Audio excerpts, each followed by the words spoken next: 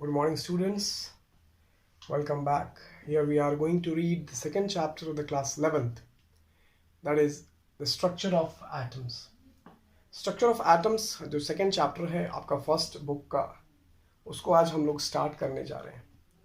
तो कुछ की पॉइंट्स देखते हैं, कुछ ऑब्जेक्टिव्स देखते हैं, क्या क्या उस चैप्टर्स में हम लोग को टॉपिक कवर करना है. Very first is introduction. Chapter के बारे में इंट्रोडक्शन देखेंगे. उसके बाद में Thomson, Rutherford and Bohr atomic models के बारे में पढ़ना है. थॉमसन के बारे में, रदरफोर्ड के बारे में and the bore atomic models के बारे में हम लोग को पढ़ना है. थर्ड पॉइंट है आपको quantum mechanical model of atoms. Quantum mechanics के बारे में पढ़ना है, एटम्स के बारे में. फिर पढ़ना है electromagnetic radiation and Planck's quantum theory. Electromagnetic radiations and Planck's quantum theory. Then again, de Broglie relation and Heisenberg uncertainty principle, उसको फॉलो करेगा. फिर atomic orbitals, s orbital, p orbital, d orbitals के बारे में देखेंगे. In terms of quantum numbers, कुछ numbers होगा azimuth quantum numbers, ठीक है, हाई स्पिन, लो स्पिन, उसमें फिर अबव प्रिंसिपल के बारे में बात करेंगे. पॉलिश एक्सप्लोजन आएगा, सबको हम लोग देखेंगे. द लास्ट चैप्टर कंक्लूड होगा आपको बाय इलेक्ट्रॉनिक कन्फिग्रेशंस. तो आप लोग क्लास 9th और 10th में इलेक्ट्रॉनिक कन्फिग्रेशन किया था KLMN शेल के ऊपर में. यहाँ पर उसको हम लोग कवर करेंगे थ्रू SPDF. तो डिफरेंस आएगा, वहाँ आपने KLMN शेल का यूज़ किया था, यहाँ हम लोग कवर करेंगे SPDF. तो वेरी इंटरेस्टिंग है, थोड़ा सा हिस्ट्री रिलेटेड चैप्टर्स है, कैसे डिस्कवरीज हुआ, कैसे कैसे एक्सपेरिमेंट्स किया गया साइंटिस्ट के द्वारा, एटम वर्ड कहाँ से आया, स्ट्रक्चर ऑफ एटम कैसे होता है, इस चीज के बारे में हम लोग इसमें देखते हैं. So the structure of atom.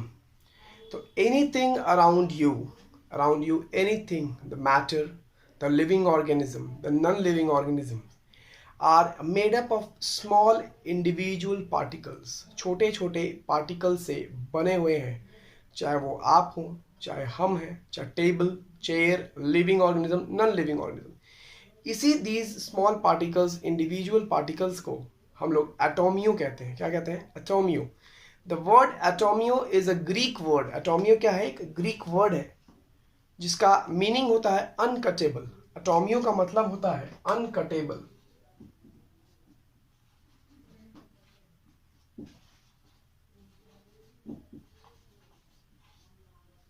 ये एक ग्रीक वर्ड है, इसी से आपको बना है द वर्ड एटम.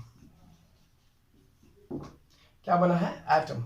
तो ग्रेट फिलोसफर्स, पहले के जितने भी साइंटिस्ट और फिलोसफर्स थे, वो हमारे मैटर को कट करते गए. Then they find that a certain stage come there where the further particles cannot be further divided into small pieces or small segments. उस वर्ड को नाम दिया गया, वहां से वर्ड लिखला एटम्स के बारे में. और द वेरी फर्स्ट साइंटिस्ट जिसने आपको एटम के ऊपर अपना थ्योरी दिया, उसको आप जानते भी हैं, जिसका नाम जॉन डाल्टन है, जो कि 1808 में आपको एटम के थ्योरी के बारे में बताया था. What is atom? उसके अकॉर्डिंग अगर बात करते हैं हम लोग, अगर जॉन डाल्टन के बारे में, then he told that every single matter has the smallest indivisible particle known as atom. किसी भी मैटर में. So Dalton said that any matter is composed of small, tiny individual particles known as atoms. So अब देखते हैं हम लोग John Dalton के बारे में क्या क्या थ्योरी दिया गया. What are the postulates that were given by John Dalton in 1808? इसके बारे में स्टडी करेंगे हम लोग. देखते हैं पहला क्या, Dalton atomic theory 1808. He was the first scientist who proposed or who gave the postulates about the word atom. यही पहला साइंटिस्ट था जिसने केमिस्ट्री के बारे में, एटम्स के बारे में डिस्क्राइब किया और बताया. और इसी का पोस्टुलेट, उसी के आधार पर फिर आपको आगे रदरफोर्ड, फिर बोर एटॉमिक मॉडल्स के बारे में हम लोग पढ़ेंगे. ठीक है, तो पहला क्या था डाल्टन एटॉमिक थ्योरी, क्या क्या अजम्पशंस दिया, व्हाट वर द पोस्टुलेट्स. देखते हैं. पहला पोस्टुलेट्स था उसका कि matter is composed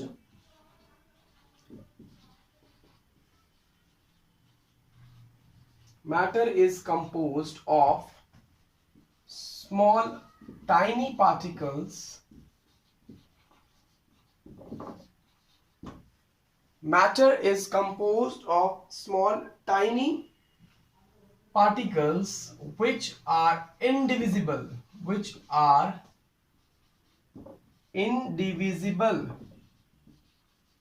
known as atom.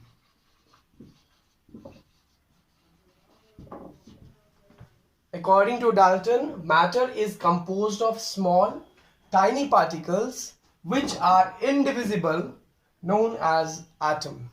Second postulate उसने दिया कि different elements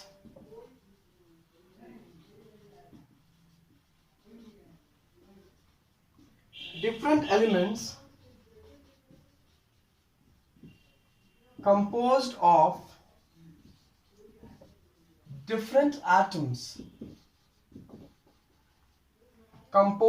different elements के बारे में बताया था कि composed of different atoms but have identical properties.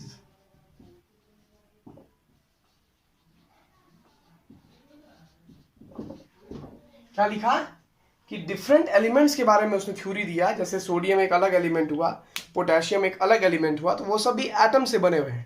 Then he told that he composed of different atoms but each atoms have identical properties. Atom अलग होगा, मैटर अलग होगा, एलिमेंट्स अलग होगा, जैसे सोडियम का प्रॉपर्टी अलग होगा पोटेशियम से, but the atoms of sodium यानी कि element A and the element B have identical properties. Third उसने बताया कंपाउंड्स के बारे में भी उसने बताया था. Compounds are made up of several atoms with compounds made up of several atoms with different composition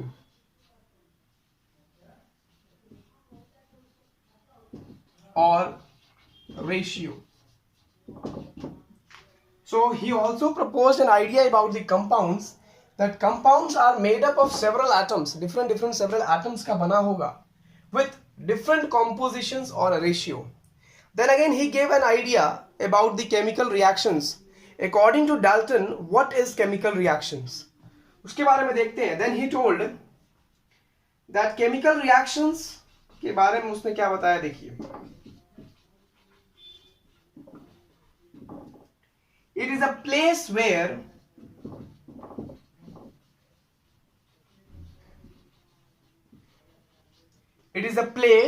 where atoms are exchanged. यानी कि it is a place where atoms are exchanged. यानी कि कह सकते हैं, अगर हम एग्जांपल देखें, if A, B, C are a compound, is a chemical reaction, a compound A, B, C react with B, C, and the reaction becomes AB2 plus C2.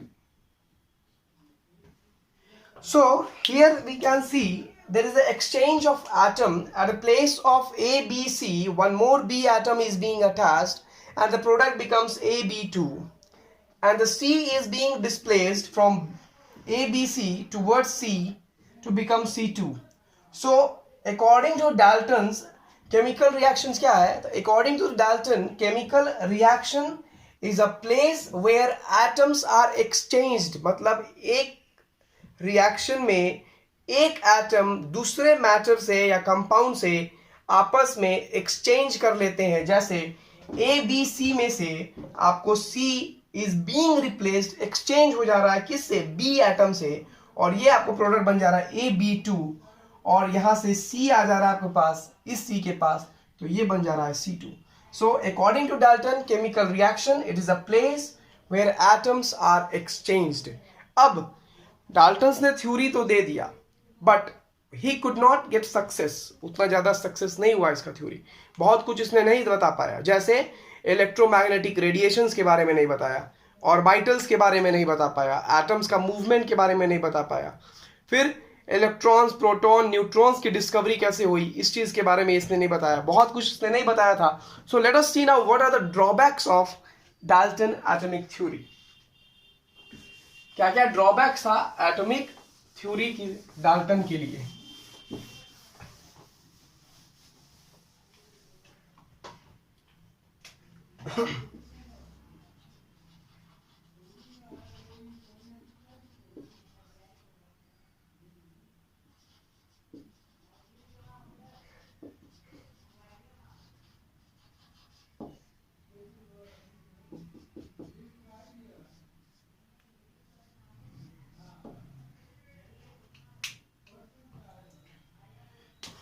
पहला था drawback, Y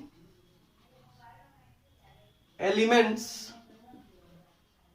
of a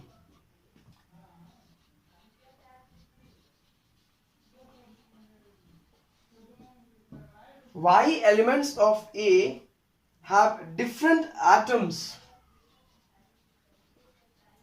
Why elements of A have different atoms, have different properties.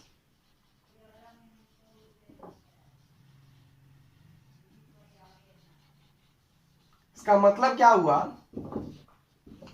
जैसे उसने कहा था कि each and every elements have matter, अगर elements की बात करें तो are made up of different atoms, each atoms have each individual atoms have same properties but element A का प्रॉपर्टीज डिफर होता है। तो ऐसा क्यों होता है, यही क्वेश्चन यहाँ किया गया कि why element of a have different atoms have different properties. Atoms का प्रॉपर्टीज सेम है लेकिन उस एलिमेंट ए का प्रॉपर्टीज क्यों नहीं सेम होता है, इस चीज के बारे में डाल्टन्स ने नहीं बताया था। दूसरा प्रॉपर्टीज है why do molecules contains certain composition. Why do molecules contains certain composition? जैसे मान लेते हैं अगर हम लोग A, B, 2, C कोई मॉलिक्यूल है, सो रेशियो देखें अगर हम 1:2:1 का है, तो इसमें ये कॉम्पोजिशन ही क्यों डिफाइन हुआ, 2:1:1 क्यों नहीं हुआ, 1:1:2 क्यों नहीं हुआ, क्यों B को ही क्यों 2 लिया गया। इस चीज के बारे में डाल्टन्स थ्योरी नहीं एक्सप्लेन कर पाया था कि why do molecules contains certain composition, यानी कि जैसे H2SO4 अगर हम लेते हैं H2SO4 तो A2 हो गया, S1 हो गया, अब C क्या हो गया, C4 हो गया। तो ये कॉम्पोजिशन का रेशियो हो गया 2:1:4। तो ये रेशियो क्यों हुआ, ऐसा क्यों नहीं हो सकता था 1:2:4। इस चीज के बारे में एक्सप्लेनेशन आपको डाल्टन्स थ्योरी नहीं देता है। थर्ड ड्रॉबैक जो कि बहुत ही इंपॉर्टेंट था, जो कि आपको इंट्रोडक्शन में बताया गया था, इलेक्ट्रोमैग्नेटिक रेडिएशंस के बारे में इसने कोई जिक्र नहीं किया कि electron EM waves electromagnetic radiations या एनर्जी एमिट करता है या एब्जॉर्ब करता है। डाल्टन्स ने इस चीज के बारे में भी डिफाइन नहीं किया था और ना ही चर्चा किया था, जो कि बाकी के आगे के एक्सपेरिमेंटल में, आगे के थ्योरीज में, आगे के मॉडल में डिस्क्राइब किया गया। Atoms absorb or emit EM radiations. इस चीज के बारे में भी आपको डिस्कस नहीं किया। Atoms absorb और emit electromagnetic radiations। फिर आगे हम लोग जब चैप्टर के बारे में डिस्कस करेंगे तो आपको मिलेगा वहां पर कि electrons have a dual behaviour. Dual behaviour का मतलब आएगा कि आपको इलेक्ट्रोमैग्नेटिक रेडिएशंस के बारे में पढ़ा जाएगा। वहाँ पे हम लोग बात करेंगे कि इलेक्ट्रॉन्स के पास वेव नेचर भी है और पार्टिकल नेचर्स भी है। आगे चैप्टर्स को जैसे जैसे बढ़ेंगे बहुत इंटरेस्टिंग है। नेक्स्ट वीडियोज़ में हम लोग अब देखेंगे आपको about the J.J. Thomson's and Michael Faraday's का एक एक्सपेरिमेंट देखेंगे, that is known as a cathode ray, और वहाँ देखेंगे हम लोग डिस्कवरी ऑफ इलेक्ट्रॉन्स के बारे में। फिर उसी वीडियोस में हम कोशिश करेंगे डिस्कवरी ऑफ प्रोटॉन्स के बारे में डिस्कवर किया जाए। आगे बढ़ेंगे, रदरफोर्ड के बारे में बात करेंगे, अल्फा स्कैटरिंग के बारे में बात किया जाएगा वहाँ पे। Then you will find that nucleus क्या होता है, एम्बेडेड। वाटरमेलन के बारे में क्लास 9 में ही बहुत डिस्कवर किया गया, आपको पढ़ाया गया था। प्लम पुडिंग मॉडल्स क्या होता है।